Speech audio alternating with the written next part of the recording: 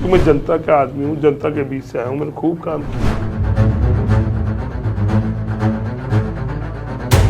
ये जो अन्नदाता है अपना पसीना गिराकर, अपना लहू गिराकर, धरती का कलेजा चीर के अन्न पैदा कर रहा है, फिर भी वो भूखा रह रहा है।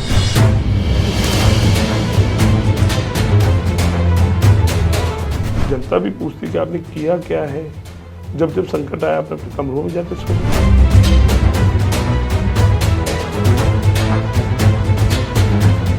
करौली में जब राम सेवकों पर पथराव हुआ, हमने आंदोलन किया करौली जाकर, तभी ब्यूरोक्रेट कहाँ सोए हुए थे।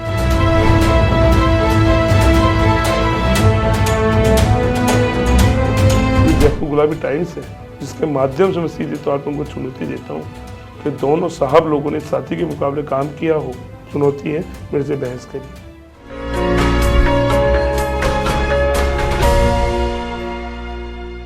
नमस्कार, जयपुर गुलाबी टाइम्स में आप सभी का स्वागत है। मैं हूं आपके साथ कंचन हिरानी और आज हमारे गुलाबी टाइम्स के स्टूडियो में हम खास बातचीत करने वाले हैं राजस्थान के पूर्व राज्य मंत्री और राजस्थान विश्वविद्यालय के पूर्व छात्र अध्यक्ष जितेंद्र जी मीणा जी से। नमस्कार सर, जयपुर गुलाबी टाइम्स में आपका बहुत बहुत स्वागत और अभिनंदन है। सर, खास बातचीत की शुरुआत हम एक खास सवाल से करना चाहेंगे आपसे। कहते हैं कि व्यक्ति कभी भी जीवन में किसी भी पद पर आता है या किसी भी जीवन में कहीं भी आगे बढ़ता है तो कहीं ना कहीं उस व्यक्ति को एक प्रेरणा की ज़रूरत पड़ती है, या कोई घटना ऐसी हो जाए जिससे प्रेरणा मिले, या कोई व्यक्ति जीवन में ऐसा आ जाए जिससे उसे प्रेरणा मिले।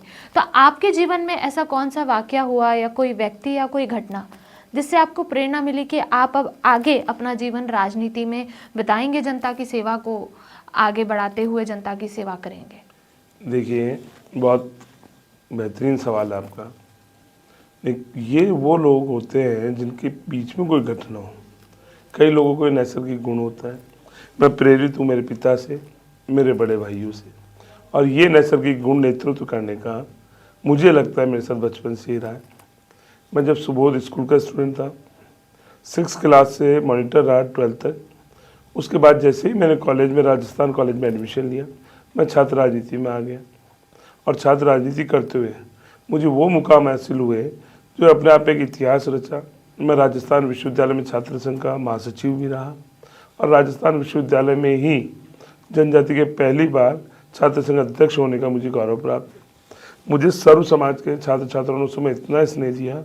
जो मेरा छात्र संघ का चुनाव 2003-04 का रहा, वो अपने आप पे राजस्थान के विश्वविद्यालय का एक ऐतिहासिक चुनाव रहा।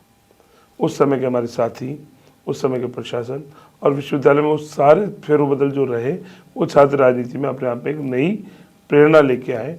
इसलिए मेरी छात्र राजनीति की शुरुआत हुई और मैं बचपन से ही जो नैसर्गिक गुण मेरे अंदर विद्यमान है, जो मुझे लगता है कि यदि किसी गरीब के साथ कहीं अन्याय होता है, यदि किसी की हमें आवाज़ बनने का मौका मिलता है, यदि हम अपनी भावनाओं से इस व्यवस्था परिवर्तन की लड़ाई में राजनीति के माध्यम से आते हैं, वो काम मैं करते जा रहा हूँ और आगे भी करता रहूँगा। सर, मेरा दूसरा सवाल आपसे ये था जितेंद्र जी कि आपने बताया कि छात्र राजनीति से आपने शुरुआत की है, तो कई बार ऐसा होता है, आज भी हम देखते हैं कि जब राजस्थान विश्वविद्यालय के चुनाव होते हैं तो कई बार विरोध भी होता है, आंदोलन भी होता है, कई बार लाठीचार्ज भी होते हैं।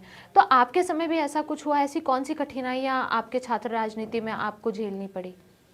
देखिए, छात्र राजनीति या विश्वविद्यालय राजनीति, जब आप छात्र राजनीति में छात्र हितों की बातें करते हैं तो कहीं ना कहीं प्रशासन को तो ये लगता है वो अपनी जगह सही है, पुलिस को लगता है वो अपनी जगह सही है, और जिस वे में हम बात करते हैं, जिस दिशा में हम खड़े होते हैं, जिनके पक्ष में हम खड़े होते हैं, हमें लगता है कि हम बिल्कुल सही कर, क्योंकि छात्रों की समस्या केवल छात्र जानते। उसके तहत जब मैं छात्र संघ का अध्यक्ष बना तो एक ऐसा लाठीचार्ज हुआ जो ऐतिहासिक हो गया। विश्वविद्यालय के उस समय मनमानी, पुलिस प्रशासन का उस समय दबाव, तात्कालिक सरकार का उस समय छात्र आंदोलन को दबाना, कहीं न कहीं सारी बातें हो गई, एक छात्र आंदोलन निकल के आया। उस साल जब मैं छात्र संघ का चुनाव जीता तो यही गहलोत सरकार थी। रात में 3 बार लाठीचार्ज हुआ, 400 लोग घायल हुए, पुलिस का आमना सामना हुआ। क्या हम कोई आतंकवादी थे? क्या हम उग्रवादी थे? क्यों छात्रों के साथ ऐसा होता है?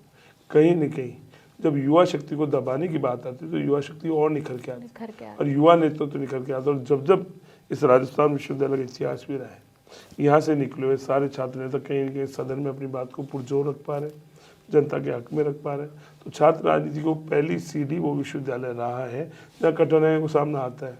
वहाँ उस समय जातिवाद भी प्रबल था, धन बल भी था, भुजबल भी लोगों में था। उन सब से एक ग्रामीण परिवेश के व्यक्ति को, एक सामान्य परिवार के लोग को टकराना और फिर निखर के आना, तो मैं मानता हूँ एक बहुत बड़ी चुनौती रही है। और मुझे लगता है जनजाति वर्ग के लिए तो अपने आप में गौरव की बात भी है, मेरे लिए गौरव की बात है कि मैं उस वर्ग में जन्म लेके पहली बार विश्वविद्यालय का अध्यक्ष बनता हूँ। तो पूरे समाज के लिए और अन्य लोगों के लिए कि उस जनजाति के छात्रों को उन सब ने मिलकर अध्यक्ष बनाया, अपने आप में बहुत महत्वपूर्ण बात है, गौरव वाली बात। जैसे कि आपने बताया कि आदिवासी जनजाति में से आप सबसे पहले ऐसे छात्र नेता बने जो अध्यक्ष बने, तो ये आप मतलब अपने आप में ही बहुत बड़ी बात है। और उसके बाद छात्रों के जो छात्रों के लिए लड़ना, उनके हकों के लिए लड़ना, ये बहुत सारी ऐसी उपलब्धियां हैं जो जीवन में कहीं ना कहीं हमें राजनीति में एक मजबूत जोड़ दे देती है, मजबूत बनाती है। तो इसके लिए मैं धन्यवाद दूंगा मेरे सर्व समाज के उन सब मेरे दोस्तों को, उन सब बहनों को, उन सब सपोर्टर्स को, मेरे गुरुओं को, मेरे भाइयों को, मेरे परिवार को, जिन सब ने मिलके कुछ ऐसा कर दिया जो राजस्थान विश्वविद्यालय में अपने आप में इतिहास हो गया। क्योंकि छात्र राजनीति में उस समय कई लोगों के अपने अपने बेंस आ गए थे, ऐसी ऐसी बातें जो आज तक कभी हुई नहीं थी। यही वो राजस्थान विश्वविद्यालय में जहाँ कई सारी ऐसी घटनाएं जो राजस्थान विश्वविद्यालय को शर्मसार करती है, बहुत कुछ माहौल बदल गया था। और ये छात्र राजनीति का जो सुधरा हुआ स्वरूप है वो कहीं न कहीं उन आंदोलनों की प्रेरणा से, जब हम छात्र संघ अध्यक्ष थे तो एक ऐसा आंदोलन हुआ, उसकी वजह से राजस्थान विश्वविद्यालय को, प्रशासन को, कोर्ट को चुनाव पेन करने पड़े। और छात्र संघों का जो सुधरा हुआ स्वरूप आपको दिख रहा है, ये कहीं न कहीं उसी की वजह से बदला हुआ स्वरूप। जितेंद्र जी, आप हमेशा से बस्सी की जनता से जुड़े हुए हैं, उनके जो समस्याओं को आप गहराई से जानते हैं, कहीं ना कहीं आप हमेशा उनसे मिलने का प्रयास करते हैं, उनकी समस्याओं को जानने का प्रयास करते हैं। तो क्या आपको लगता है कि अभी भी बस्सी में कुछ जनता के पास कुछ कमियां हैं, समस्याएं ऐसी है जो जिनका निवारण होना अभी भी ज़रूरी है? देखिए, मैं बहुत स्पष्ट बात आपको कहना चाहता हूँ। मानव जीवन में जब जब मानव रहेगा तो समस्या रहेगी, लेकिन तकलीफ इस बात की, पहले ये सीट जनरल थी, अब ये सीट एसटी के लिए रिजर्व हुई है। लेकिन आज़ादी के इतने साल बाद भी यदि मूलभूत सुविधाएं हमें नहीं मिल पा रही है, अभी भी कई गाँवों में हमारे साथ ऐसा हो रहा है कि पानी बिजली के लिए भी तरस रहे हैं, रोड जैसी मूलभूत सुविधाएं नहीं, बच्चों की शिक्षा के मामला नहीं, सुरक्षा की व्यवस्था बिल्कुल चरमरा रही है। कितने बलात्कार, कितनी हत्याएं आए दिन होती, और जनप्रतिनिधि और सरकार संवेदनाओं से मर गए। ये सब बातें कहीं न कहीं बस्सी को आज भी सम्मान की ज़रूरत है, आज भी मूलभूत सुविधाओं की ज़रूरत है। आज भी बस्सी के लिए ऐसा लगता है कि आज़ादी के इतने साल होने के बावजूद भी, और शहर के सबसे पास वाली, ये बहुत शर्म की बात है कि राजस्थान की राजधानी जयपुर के सबसे पास वाली जो विधानसभा और मूलभूत सुविधाएं वहाँ नहीं है। कहीं न कहीं सरकारों पे भी पुरजोर तमाचा है, जनप्रतिनिधियों पे भी एक क्वेश्चन मार्क की चीज़ लगाती है, प्रश्नवाचक चिन्ह ये चीज़ लगाती है, क्यों नहीं अब तक ये सारी समस्याएं खत्म हो पाई।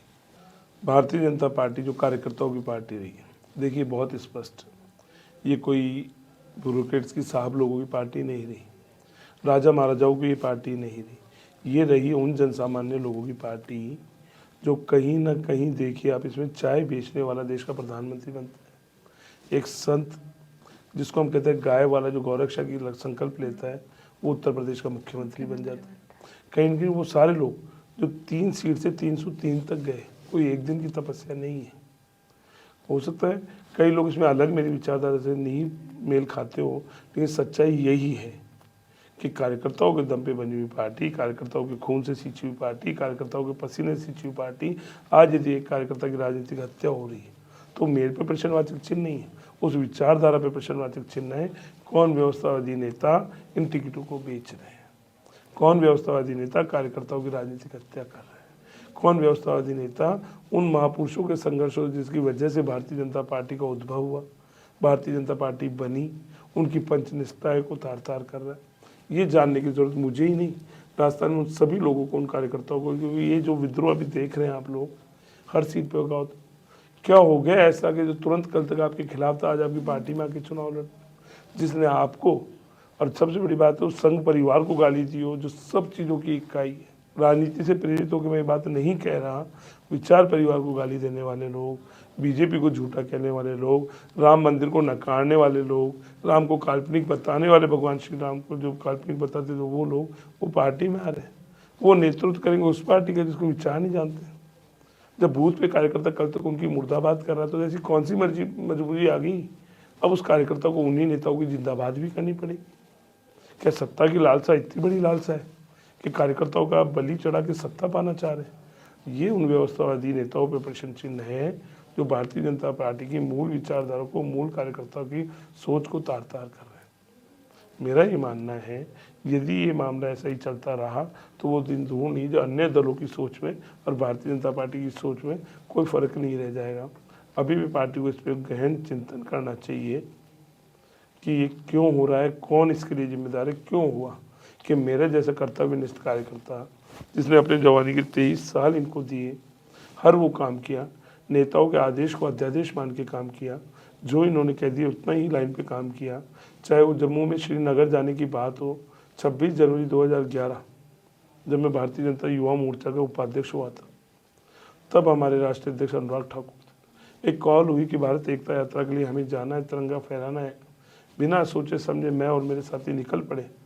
लाल चौक पे हमने तिरंगा फहराया, वहाँ हमारी गिरफ्तारी होती है बिना डर के कि हमारी जान भी चली जाएगी। अब कई बार सोचता हूँ कि क्यों, क्योंकि हमारी रगों में वो भारतीय जनता पार्टी, वो विचारधारा देश के लिए भरी हुई। अब जाके लगता है कहीं ना कहीं कौन वो व्यवस्थावादी नेता आ गए बीच में जो हम जैसे कार्यकर्ताओं को दरकिनार करके उन पैराशूटी लोगों को दे रहे हैं टिकट जिन्होंने आज काम ही नहीं किया। पूछिए उन लोगों से क्या काम किया उन्होंने, जो मूल हमारी विचारधारा। क्या भारत के देश में, श्री राम के देश में भगवान श्री राम का मंदिर बने बुरी बात है? कौन सा बयान है इन दोनों ब्यूरोक्रेट नेताओं का जो ये चाहते हैं कि वो बने? क्या योगदान है इनका उस पूरे आंदोलन में, उस क्या सहभागिता है इनकी? जब तुष्टीकरण की राजनीतियाँ हो रही थी राजस्थान की धरा पर, कन्हैयालाल दर्जी की गर्दन काटी गई, हमने बस्सी में रोष के व्यक्त करते हुए पुरजोर गृह मंत्री को भी लिखा, हमने राज्यपाल को भी दिया, बस्सी का बाजार भी बंद किया। क्यों इन दोनों ब्यूरोक्रेट जो हमारे सामने चुनाव लड़ना चाहते हैं इनके मुंह पे ताले पड़ गए? करौली में जब राम सेवकों पर पथराव हुआ, हमने आंदोलन किया करौली जाकर, तभी ब्यूरोक्रेट कहाँ सोए हुए थे? और देश में जब महामारी कोरोना आई, जब हम सब लोगों ने काम किया, हर वो व्यक्ति जो सनातन से जुड़ा हुआ है, वसुधैव कुटुंबकम में विश्वास रखता है, पूरी दुनिया को परिवार में मानता है, हम सब ने घर से लाला के लोगों की सेवा करी, तभी आईएएस कहाँ छुपे हुए थे? ये एक्सप्रेशन है इनके लिए कि जनता की सेवा करने वाले वो लोग क्यों ढोंग रच रहे हैं। जब गायों पे लंपी बीमारी आई, संक्रमित बीमारी आई, गौ माता गौवंश जब खत्म हो रहा था राजस्थान में, तब हम जैसे हजारों गोबर काम कर रहे दिन रात। वो कोई स्वार्थ की बात नहीं है। यदि हम सामाजिक जीवन में, यदि हम राजनीतिक जीवन में, तो हमें करना ही पड़ेगा, करना ही चाहिए। यदि हम ये दावा करते हैं कि हम जनसेवा करते तो हमें काम करके दिखाना चाहिए। पूछिए उन लोगों से जो भारतीय जनता पार्टी का आज प्रत्याशी है या कांग्रेस के जो प्रत्याशी है, जनता भी पूछती कि आपने किया क्या है। जब जब संकट आया आपने अपने कमरों में जाके सो गए। कल कौन पूछेगा? ये जागरूक जनता है, ये जयपुर गुलाबी टाइम्स है, जिसके माध्यम से मैं सीधे तौर पर उनको चुनौती देता हूँ कि दोनों साहब लोगों ने साथी के मुकाबले काम किया हो, जनता के हित की लड़ाई लड़ी हो, कभी एक बार कोई आंदोलन किया हो, किसी गरीब के आंसू पहुँचे हो, तो आ जाइए। सीधी चुनौती है आप ही के इस चैनल के माध्यम से, मेरे से चुनौती है, मेरे से बहस करिए। क्योंकि दर्द उसको होता है जो जन सामान्य का व्यक्ति, ये दर्द उससे होता है जिसने तकलीफ सही। इन लोगों ने कभी तकलीफ नहीं सही, इसलिए आम जनता के दर्द नहीं समझते। तो कहीं ना कहीं जितेंद्र जी, आप ये कहना चाहते हैं कि इस सारे मामले में अगर आपको टिकट नहीं मिली है तो इसमें भारतीय जनता पार्टी की गलती नहीं है, परंतु उसके जो कुछ नेता हैं जो इस व्यवस्था को निर्माण कर रहे हैं, वो उनका हाथ कहीं ना कहीं इसमें है। कहीं ना कहीं सारे प्रकरण में लेके यही नहीं, राजस्थान की कई तहसीलों में, कई विधानसभाओं में इस बात का विरोध है कि कुछ षड्यंत्रकारी नेता ऐसे पार्टी में आ गए शायद जो सही को सही और गलत को गलत कहने का दम नहीं रखते। कई बार कई जगह देखा गया कि जब लोगों ने कहा कि भारतीय जनता पार्टी में पैसे का आरोप करना, मैं नहीं मानता माननीय नरेंद्र मोदी को, माननीय अमित शाह जी को, माननीय जेपी नड्डा जी को कहीं पैसे की जरूरत। दुनिया में सबसे बड़ी पार्टी आज भारतीय जनता पार्टी है, ऐसा भारतीय जनता पार्टी दावा करती है। सबसे ज़्यादा कार्यकर्ता भारतीय जनता पार्टी के पास है, ऐसे भारतीय जनता पार्टी का दावा भी करती है, मैंने देखा भी। फिर ऐसी कौन सी मजबूरी आन पड़ी कि आपको सांसदों को लाके नीचे चुनाव लड़ना पड़ा? और यदि आपको किसी को लड़ाना ही था तो क्यों 10-10 साल एक कार्यकर्ता को किसी क्षेत्र में दौड़ा रहे थे? यदि आपको पैराशूट नेता देना ही था तो कम से कम वो 17 उम्मीदवार जो मेरे साथ थे उनको कॉन्फिडेंस में क्यों नहीं लिया गया? कौन सी राजनीति खेल रहे हैं आप कार्यकर्ताओं के साथ? क्योंकि कार्यकर्ता ने यदि भारतीय जनता पार्टी जिंदाबाद करी है तो उस विश्वास भी करिए कि इस पार्टी में मेरा भी नेतृत्व तो मेरा भी योगदान है, मैं भी काम करता हूँ। क्यों पार्टी को बेचने की परंपरा के जो आरोप लग रहे हैं क्यों लग रहे हैं, और कौन है इन बातों के लिए जिम्मेदार? कि उस एक व्यक्ति में तो इतनी खूबी है जो आपके 17 के 17 आपके गढ़े हुए, आपके तैयार करे हुए, आपके नेता बनाए हुए, आपके कार्यकर्ता का निर्माण करके आपने उनको नेतृत्व दिया। मेरे जैसे व्यक्ति को जो इतने सारे आपने पद दिए, कुछ तो खासियत रही है। और हम सबसे सुपर क्यों हैं वो लोग, यही नहीं पूरे राजस्थान के लिए प्रश्न है कि क्यों ऐसे लोगों को आप सीधे ला रहे हो, क्यों कार्यकर्ता की बलि पे आप सत्ता बनाना चाह रहे हो। ऐसी सत्ता ज़्यादा दिन नहीं टिक पाएगी जो कहीं न कहीं कार्यकर्ताओं को शोषण करके बनाई जाए। तो जितेंद्र जी, मैं ये जानना चाहूँगी कि अब आप भाजपा से क्या चाहते हैं कि इस पर किस तरीके से निवारण होना चाहिए इस समस्या का, जो अभी आप जिस समस्या से गुजर रहे हैं और आपके जो बाकी कार्यकर्ता है, आपके जो साथी कार्यकर्ता है, वो भी इस समस्या से गुजर रहे हैं। राजस्थान में कई जगह इसका विरोध भी किया जा रहा है कि आप पैराशूट्स को टिकट्स दे रहे हैं और जो सालों से कार्यकर्ता बीजेपी के साथ जुड़े हैं उनको टिकट नहीं मिल रहा है। तो आपको क्या लगता है इसका निवारण कैसा होना चाहिए, और बीजेपी से आप क्या अपेक्षा रखते हैं कि बीजेपी ने इस तरीके से निवारण करना चाहिए? अब वो बात बहुत पीछे छूट गई कि भारतीय जनता पार्टी से हमको निवारण चाह रहे हैं। कुछ दिनों पहले हमने 14 तारीख को एक बहुत बड़ी मीटिंग की, हजारों लोग उसमें आए। हम लोगों ने यही कहा कि क्यों नहीं इस टिकट पे पुनर्विचार किया जाए, क्यों नहीं आपके मूल कार्यकर्ताओं को किसी को भी टिकट दे दिया जाए, तो वो हमारे साथ जो टिकट मांगने वाले थे। और यदि आप नहीं कर सकते तो फिर जो जनता का निर्णय होगा, क्योंकि बस्सी की एक विशेष बात रही है, वो निर्दलीय के साथ गई है। मैं अभी भी पूरे आपके चैनल के माध्यम से पूरी जिम्मेदारी से ये कहना चाहूँ, मेरे संघर्ष में कोई कमी हो, मेरे काम में कोई कमी हो, मेरी कर्तव्य निष्ठा में पार्टी के लिए कोई कमी हो, जनता ने जब जब याद किया मैं उनके लिए दौड़ के गया हूँ।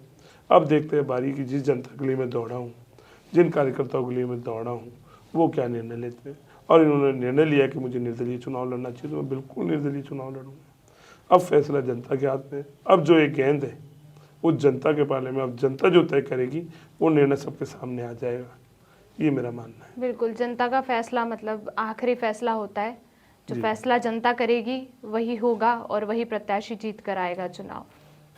जितेंद्र जी, मैं पूछना चाहूँगी कि जब भी कोई प्रत्याशी चुनाव में खड़ा होता है तो एक वह अपने विचार में एक रखता है कि जनता की क्या समस्याएं हैं, उन समस्याओं का वो कैसे निवारण करेंगे। कई बार जनता की काफ़ी सारी समस्याएं होती है तो उस पर विचार विमर्श भी किया जाता है, उस पर सोचा भी जाता है कि अब इस समस्याओं का हम कैसे निवारण करेंगे, कौन कौन से तरीके की समस्या जनता को हो रही है या उसको हम कैसे दूर कर सकते हैं। तो आप भी एक प्रत्याशी है, आप भी निर्दलीय अभी खड़े हुए हैं चुनाव में, तो कहाँ आपने बस्सी की जनता के लिए कहीं ना कहीं एक घोषणा पत्र तो तैयार किया ही होगा, तो क्या खास बातें हैं उस घोषणा पत्र की, हम भी जानना चाहेंगे, दर्शक भी, और जो हमारी बस्सी की आम जनता है वो भी जानना चाहेंगे। घोषणा पत्र के माध्यम से मैं ये कहना चाहता हूँ कि घोषणा पत्र क्या, जो मात्र घोषणा रहेगी। हम आज़ादी के इतने साल बाद भी देख रहे हैं कि पॉलिटिकल पार्टीज अपना अपना घोषणा पत्र जारी करती, कितनी घोषणाएं पूरी होती है आपको पता है, मुझे भी। क्यों मूलभूत सुविधा के लिए आज भी किसान तरस रहा है? क्या आपके पास 10 बीघा जमीन है तो भी आप भूख से मर रहे हो? देसी घी बेचकर आपको तेल घर ले जाना पड़ रहा है सब्जी छोंकने के लिए। कहाँ ये सिस्टम में गड़बड़ है? घोषणा पत्र के माध्यम से क्यों नहीं मूलभूत सुविधा आज तक लोगों के पास पहुँच पा रही है, और क्यों हर चीज़ फ्री का लालच दिया जा रहा है? आप युवा को रोजगार दीजिए, आप किसान को उसके सम्मान रहे ऐसी व्यवस्था बनाइए कि जो अन्नदाता है अपना पसीना गिराकर, अपना लहू गिराकर, धरती का कलेजा चीर के अन्न पैदा कर रहा है, फिर भी वो भूखा रह रहा है। कहाँ सिस्टम में कमी है? इन सबको चैलेंज करते हुए एक ही लाइन की घोषणा, क्योंकि मैं जनता का आदमी हूँ, जनता के बीच से आया हूँ, मैंने खूब काम किया। एक ही लाइन की, जो जनता जाएगी उसके मान सम्मान में जो होगा, जो जनता चाहेगी वही मेरा घोषणा पत्र। क्योंकि जितनी भी नीति निर्धारण होती है जनहित के लिए होती है। कई बार मैंने कहते सुना भी है, देखा भी, आपने भी सुना देखा होगा कि लोग ये कहते हैं कि ये पॉलिसी में नहीं है, ये नीति में नहीं। ऐसी कोई नीति नहीं होनी चाहिए जो जनहित में नहीं हो, और जनहित के लिए यदि नीतियाँ बदलनी भी पड़े, कानून बदलने भी पड़े तो बदलने चाहिए। ये जो कहते हैं बस्सी, विकसित बस्ती, कहाँ की विकसित बस्ती विधायक जी? ये तो बताइए, कितनी बच्चों के साथ बलात्कार हुआ, कौन है जिम्मेदार? और कितनी जगह आप आंसू पहुँचने गए? कितने एससी के लोगों के साथ दुराचार हुआ, कितनी उनकी हत्याएं हुई, कब गए आप आंसू पहुँचने? क्यों कानून का खौफ खत्म हो गया? क्यों पैसे वाला अपार पैसे वाला बनता जा रहा है, गरीब और गरीब बनता जा रहा है, और आपकी सरकारी योजना क्यों नहीं पहुंच पा रही उन तक? कौन है जिम्मेदार? क्योंकि जिन्होंने चुनाव को, राजनीति को सत्ता का माध्यम बनाया, उनके लिए स्पष्ट रूप से आपके चैनल के माध्यम से कहता हूँ, राजनीति सत्ता का नहीं, व्यवस्था बदलने का मामला है। जब ये सिस्टम बदल जाएगा, भ्रष्टाचारी लोग रुक जाएंगे, तो अपने आप हर व्यक्ति के पास मूलभूत सुविधाएं पहुंचेंगी, मान सम्मान पहुंचेगा। और जो मेरा घोषणा पत्र है वो जनता ही तय करती है। मेरे पास कुछ ऐसी बात नहीं है, केवल जो बात है इतनी सी बात है, जो जनता चाहेगी, जो हमारी जनता निर्णय करेगी वो मैं काम करूँगा। इसका ताज़ा उदाहरण देखिए, हमारी 5 पंचायतों ने चुनाव का बहिष्कार कर रखा है। बस्सी की वो 5 पंचायतें जो जुड़ना चाहती थी बस्सी की पंचायत समिति में, तानाशाह विधायक ने उठा के लगा दिया उनको कई किलोमीटर दूर तुंगा में, और जनता त्राहिमाम करी, जनता ने विरोध किया, खूब आंदोलन किए, चुनाव का बहिष्कार कर दिया, विधायक जी को क्षेत्र में आने नहीं दे रहे, तो भी जनता की सुनवाई नहीं। अरे भाई, आप जब जनता के नेता हो, लोकतंत्र बनता ही जनता के द्वारा, जनता के लिए जनतंत्र की स्थापना हुई है, तो क्यों जनता का गला दबा रहे हो? आपको चुना है उन लोगों ने, और आपके चैनल के माध्यम से कह रहा हूँ, हो सकता है मेरे शब्द किसी को कड़वे लग जाए, विधायक बनना, लोकसभा में सांसद बनना, ये सब कुछ जनता के हाथ में। किसी के माई बाप में इतना दम नहीं है कि वो लाके अपने बेटे को सीधा सांसद या विधायक बना दे। वो जनता के वोट के माध्यम से ही बन सकते हैं, और उस जनता को आप ठग रहे हो, उनके हित की बात नहीं कर रहे हो, क्यों मुँह छुपा रहे हो? कहिए जो जनता चाहती है, जो जनता हित का काम होगा मैं वो करूँगा। और यदि आप नहीं बोल पा रहे तो आपसे बड़ा झूठा नेता कोई नहीं, आपसे बेईमान नेता नहीं है। आपने पूरे लोकतंत्र को ठगा है, आपने उन जनता को ठगा है जिन्होंने विश्वास करके आपको अपना बहुमूल्य मत दिया, और आज आप उनको आंख दिखाते हो, डराते हो, धमकाते हो, तो ये सरासर गलत है। मैं इसकी बिल्कुल पुरजोर विरोध करता हूँ, और मैं आपके चैनल के माध्यम से, आपके यहाँ रिकॉर्ड भी होगा और रिकॉर्ड रखिएगा भी, मैं पुरजोर, पूरी ताकत से, पूरी जिम्मेदारी से कह रहा हूँ, यदि परमपिता परमेश्वर ने, मैं सनातन को मानने वाला व्यक्ति हूँ, सनातन में मेरी पूरी आस्था है, कि मेरा ये मानना है कि पूरी दुनिया सनातन के दम पे चलती, उसको विश्वास दिलाते हो आपके चैनल के माध्यम से कह रहा हूँ, यदि परमपिता परमेश्वर ने मुझे इस लायक बनाया और मेरी कलम में वो ताकत रही, तो जनता की जुबान चलेगी और मेरी कलम चलेगी। जो जनहित का हर कार्य होगा उसके लिए मैं पुरजोर, पूरी ताकत से लड़ूंगा, और जनता के घोषणा पत्र में जनता द्वारा कहा गया हर काम जो जनहित का होगा वो मैं करके दूंगा। ऐसी मैं आपसे वादा करता हूँ, और आपके दर्शकों से भी वादा करता हूँ कि इस बात को आप गांठ बांध लीजिए कि कोई सनातनी हिंदुत्व के व्यक्ति आप पे बात कह के जा रहा है।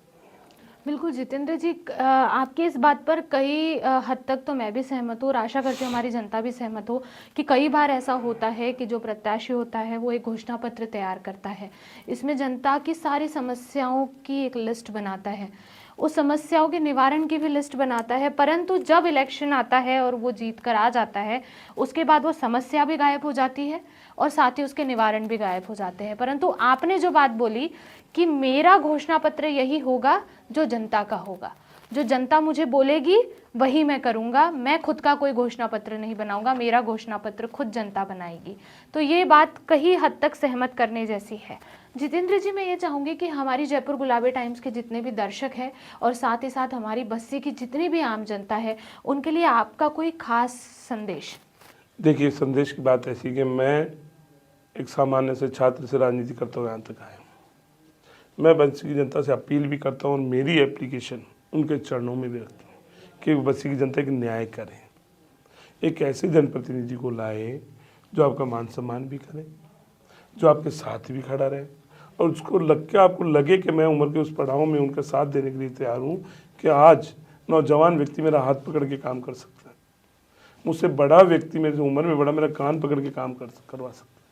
मैं वो दम्भ भरने वाले और अहंकारी विधायकों के खिलाफ, अहंकारी अफसरशाहों के खिलाफ कहना चाहता हूँ आप कि बस्सी में व्यवस्था वाली राजनीति अब नहीं चलेगी। जो अब तक विधायक रहे, जननेता रहे, वो व्यवस्थावादी रहे कि कैसे उनकी सेटिंग बैठ गई, समीकरण बैठ गए, वो चुनाव जीत गए, रो रो के आप चुनाव जीते, पगड़ी पटक पटक के आप चुनाव जीते, और अब जनता को धमकाते। क्यों भाई?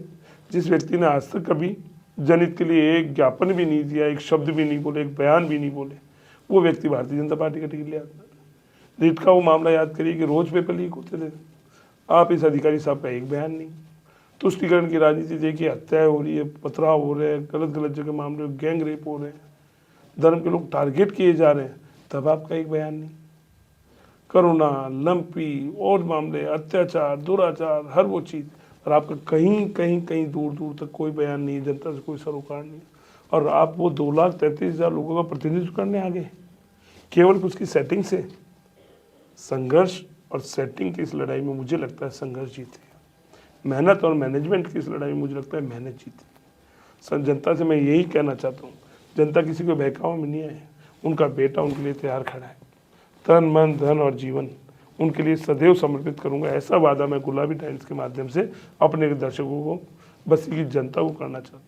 क्योंकि बस्सी को इन साहब लोगों ने 5 बार ठगा। एक आए साहब सांसद बने, छोड़ के चले गए। एक साहब आए जिला प्रमुख बने, छोड़ के चले गए। एक साहब ऐसे आए लगातार 3 चुनाव लड़ते हैं अगले दिन गायब हो जाते। और एक साहब ऐसे आए जिनको इतने बदजुबान है, बोलने की तमीज नहीं। हमारे इष्ट देव को देव महादेव के लिए वो बोलते हैं उन लोगों के लिए, बुजुर्गों के लिए तड़ाक करते हैं, उनकी भाषा में अपशब्द। और एक साहब ऐसे आए जिनको जनता से कोई सरोकार ही नहीं है, भी उनको सीधे ही चुनाव लड़ा दो, सीधे ही सत्ता के उस गलियारे में, उस कुर्सी पे बैठा दो जो लोकतंत्र का मंदिर है, जहाँ लोगों के लिए विधेयक बनेंगे, जहाँ गरीब जनता की आवाज़ बनना है।